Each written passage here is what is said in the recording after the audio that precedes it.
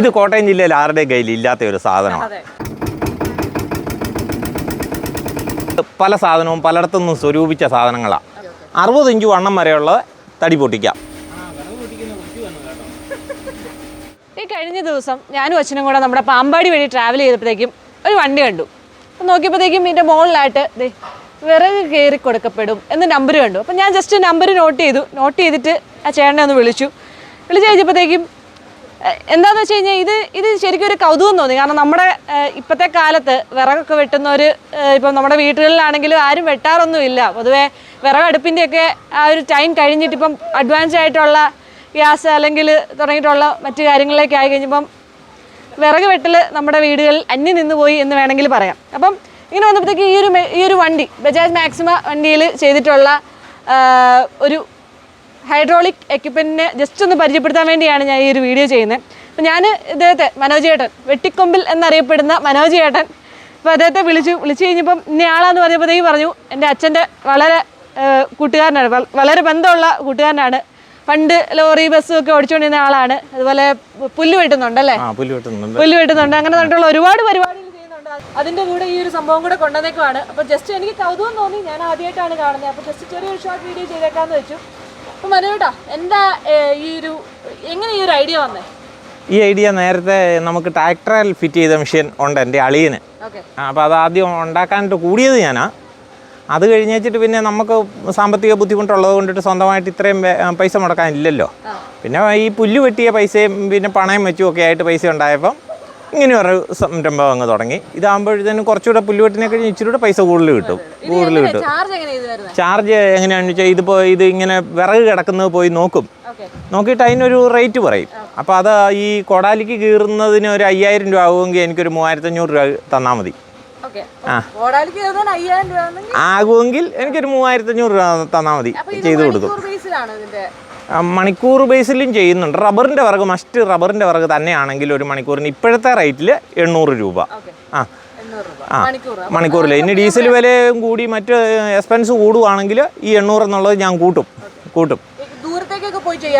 എത്ര ദൂരം ചെയ്യും അന്നേരം ഞാൻ ഡീസലിൻ്റെ പൈസ വേറെ മേടിക്കും. ഈ ഓട്ടോ ഓടുന്നതിൻ്റെ ഡീസലിൻ്റെ പൈസ ആദ്യം ഞാൻ കൂടുതൽ മേടിക്കും.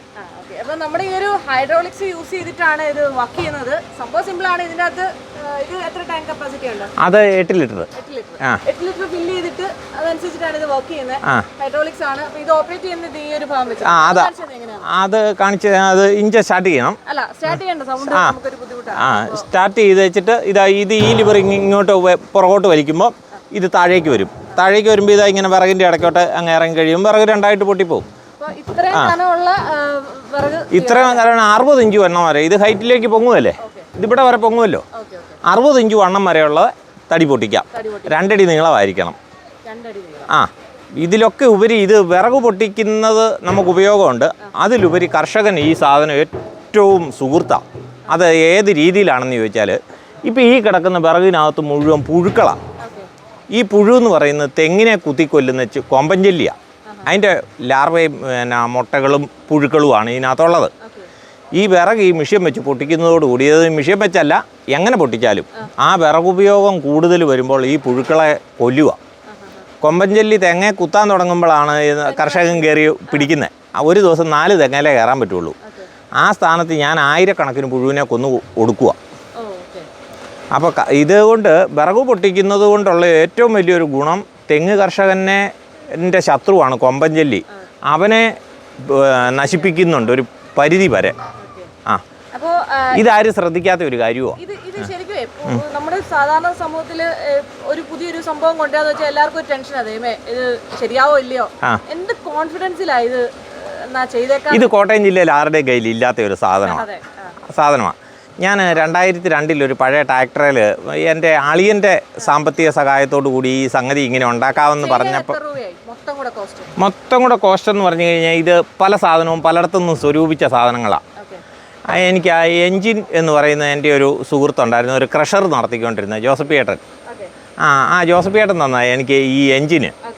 പിന്നെ എനിക്കൊരു 2 ലക്ഷം രൂപ എനിക്ക് ഞാൻ പുല്ല് വെട്ടാൻ പോയൊരു വീട്ടിൽ അപ്പഞ്ചേരിയിലെ സാറ് ഒരു 2 ലക്ഷം രൂപ എനിക്ക് വെറുതെ അല്ല, പലിശയില്ലാതെ പലിശയില്ല, മറ്റ് നിബന്ധനകളൊന്നുമില്ലാതെ ഒരു 2 ലക്ഷം രൂപയും തന്നു.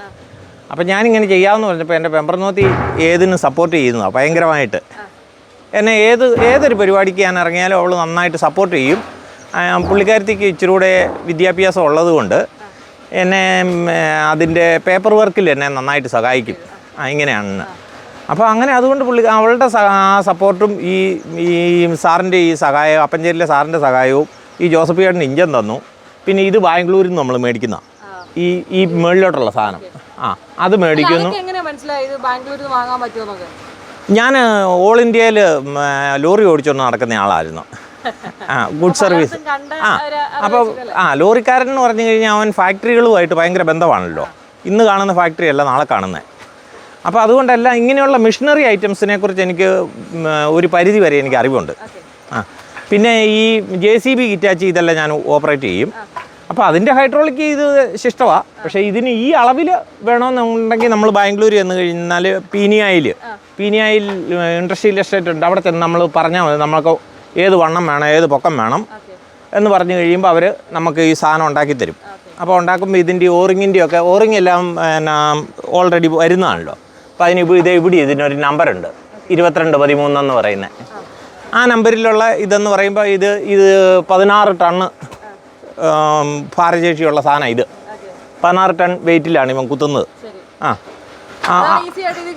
അയ്യോ കട്ടായി 60 ഇഞ്ച് വണ്ണമുള്ള ആഞ്ഞിലിയാണ് നമ്മുടെ നാട്ടിലുള്ള ആഞ്ഞിലിയും വാളംപുളി ഈസി ആയിട്ട് പൊട്ടുന്നുണ്ട്.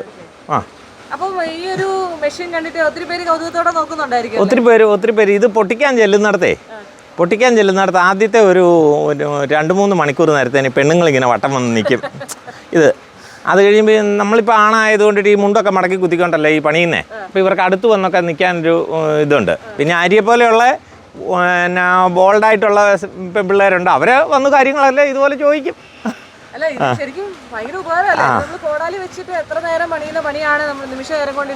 അത് ഇതിപ്പോൾ ഈ ഒരു പീസ് കണ്ടിക്കാൻ ഒരു കുത്തം കൊടുത്തതല്ലേ ഉള്ളൂ.